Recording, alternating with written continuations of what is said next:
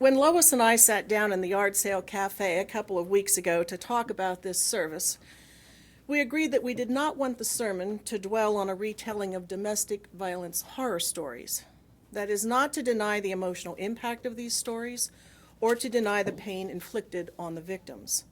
But we recognize that sometimes the sheer misery of these stories depicted has the opposite effect of making us tune out. When I hear Sarah McLachlan start to sing "In the Arms of an Angel," I switch the channel. I'm not proud of that, but I can't stand to watch them. These stories are essentially too horrific to take in.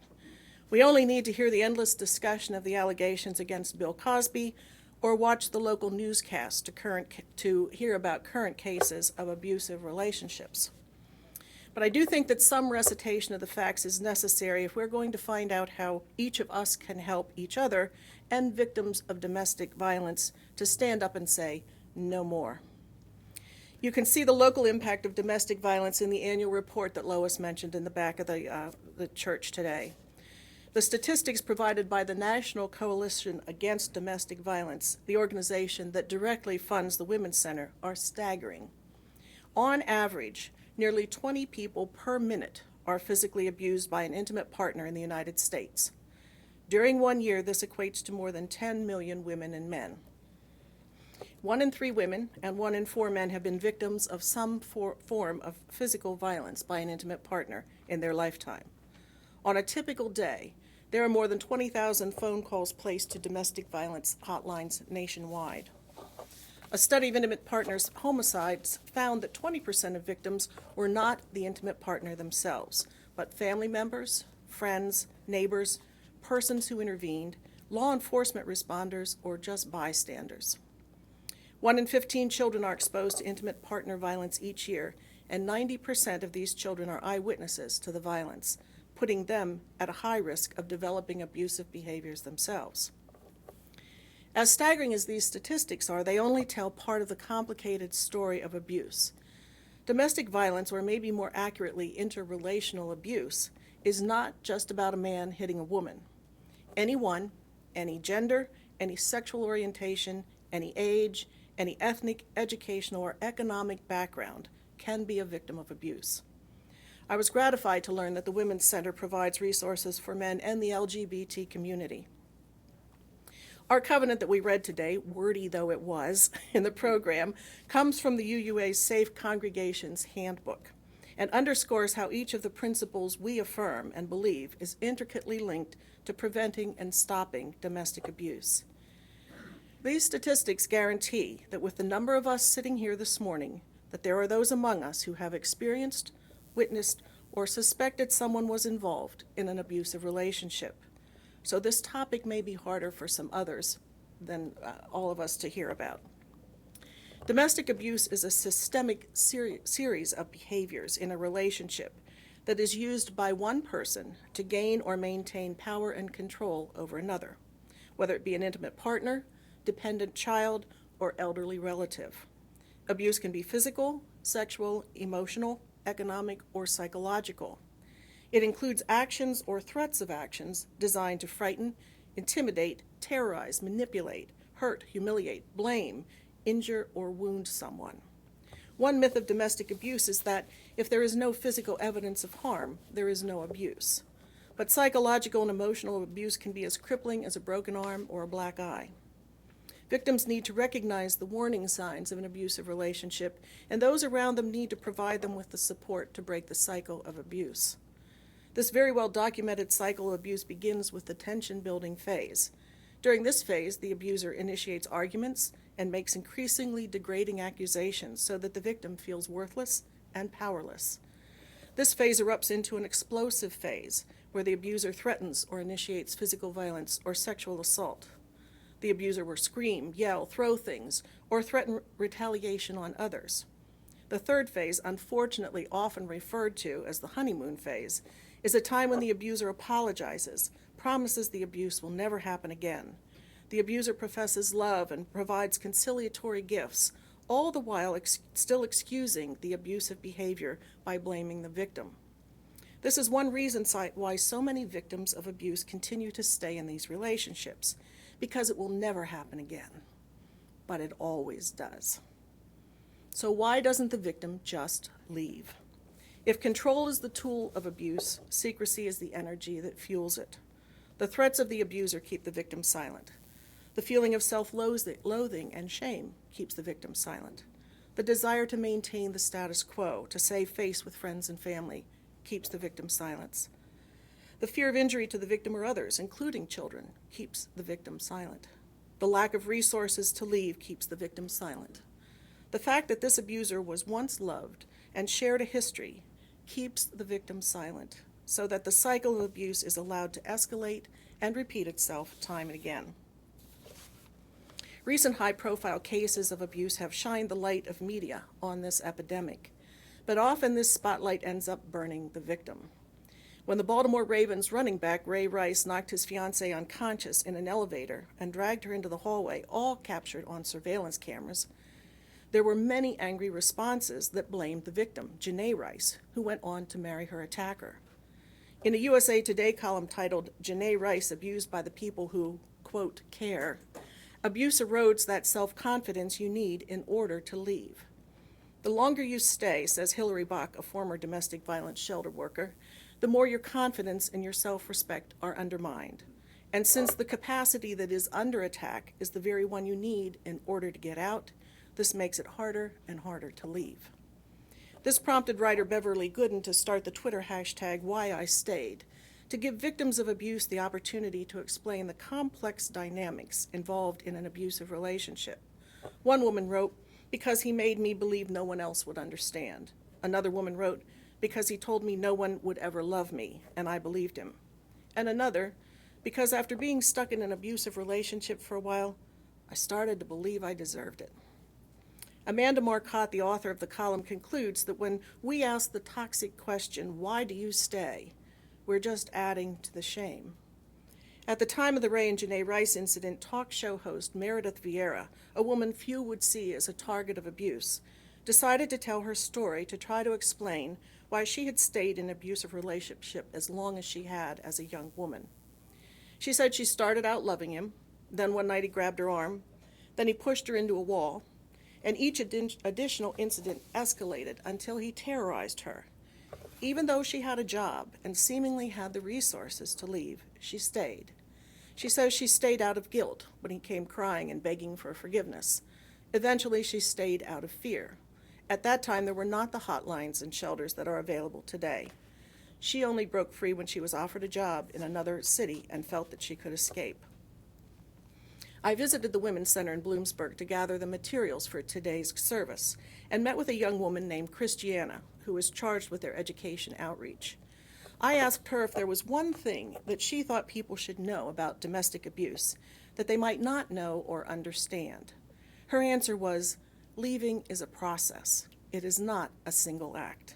She said that most victims leave 7 to 9 times before they are able to break free. And each time the victim returns, the abuser has more power, the situation deteriorates further. Often family and friends who initially tried to help become discouraged and cynical. They assume that if the situation was really that bad, the victim would leave. Now the victim has even fewer resources and less support than before. So how do we protect ourselves or help others who we suspect are in abusive relationships? Obviously, the most dramatic warning sign of abuse is some type of physical evidence. Yet even this is often fraught with ambiguity. For example, Joyce Axelson, say that one fast 3 times, in a sermon titled "Break the Silence, Stop the Violence," cites a Massachusetts law that requires that medical facilities ask each patient every time they come to the clinic if he or she feels safe at home. However, some of the people coming in for care may be standing next to their abuser. Or they may fear that a series of events will be initiated that once again they can't control and will make their lives more dangerous. I had an interesting experience while I was working on this topic. I am a notoriously easy bruiser. This is child's play, what I'm sporting today. That's nothing compared to what I usually get. And I am a reckless house cleaner.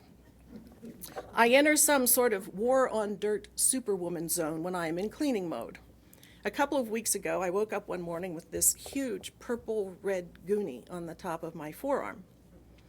My husband asked what in the world I did to do that kind of damage, and I couldn't really say how it happened.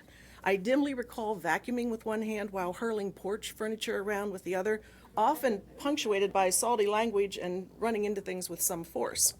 But I did not recall a particular injury. This bruise persisted for a couple of weeks, morphing into the various colors of the rainbow, but still clearly visible. I was in 2 medical facilities in that time. One caregiver did ask how I got it and even gave it a cursory examination. My answer, I don't know how I got it, maybe a cleaning accident, was hardly convincing. Yet that was the end of the discussion. I know I'm no Meredith Vieira, but I probably don't seem like a typical target of abuse. And I know if I had told him that someone had deliberately injured me, I would have had resources and help provided for me. But how many victims of abuse would even let the injury be seen, much less admit the need for help? Fortunately, the bruise had faded to a mere smudge by the time I visited the Women's Center, because it did look suspiciously like a thumbprint. My husband kept saying, "Is that faded yet?" And please, this is not a veiled cry for help. I cannot imagine the fear someone experiences when a relationship that should offer comfort, support, and sanctuary evolves into one of terror and anguish.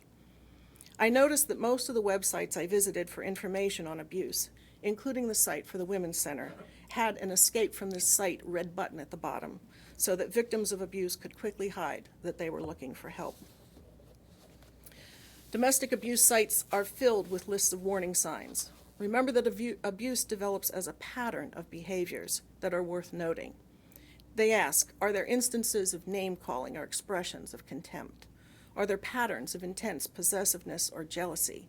I was often struck when I was a teacher of high school students how often I would hear young women bragging that their boyfriends were very jealous of them.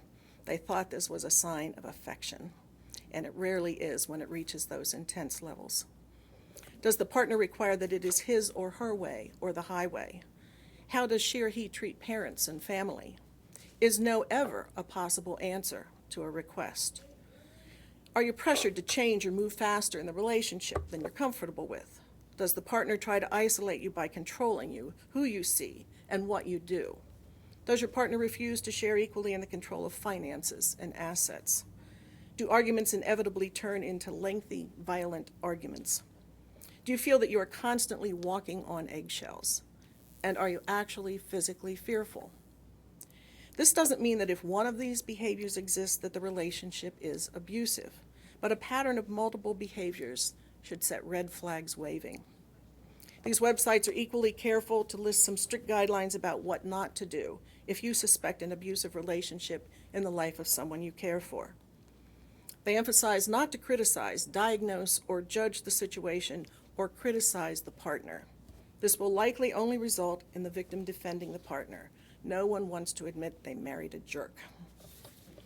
Do not pressure your friend to leave. There are many reasons they may be choosing to stay. The abuser may have threatened to harm not only the victim, but children, other family members, or even family pets, if the victim attempts to leave. The victim may not have the access to finances or assets necessary to leave. And don't try to be the expert. You're not in a position to give advice or to provide therapy. But there are many things you can do. First, find a confidential time and place to express your concerns. Take time to listen and believe what you're hearing. Communicate that the abuse is not their fault and that they are valuable and do not deserve to be hurt. Respect the victim's choices and continue to offer support, even if the timetable for action is slower than you would want. Most importantly, connect them with local domestic abuse resources. Some of you may want to actually help provide services by exploring the volunteer options available. The center provides a 60-hour hybrid training, part face-to-face and part online, for anyone who wants to be what they call a direct volunteer. This training allows you to work the hotline and provide counseling activities. Indirect volunteers serve the useful functions of keeping the operation running and working to provide the special activities provided throughout the year. Christiana gave me a handful of brochures on their volunteer programs that I've put in the back with the other resources if anyone would like more information. They have members, volunteers who have been serving for 16 years on the hotline. Efforts such as ours through the Charity of the Quarter are so important. Meredith Vieira commented that if her daughter Lily, who is 21, was in an abusive relationship, she would tell her to call the hotline, get to a shelter. By all means, tell somebody what's going on. Let somebody know. But the hotline has to be available, and the shelter has to have the resources and staff to be able to provide the necessary care and counseling to get the victim and dependents to safety. The day I visited the Women's Center on July 9th, they were waiting to see what effect the budget stalemate in Pennsylvania would mean to their funding. The newspaper articles detail numbers and dollars and political posturing about the budget.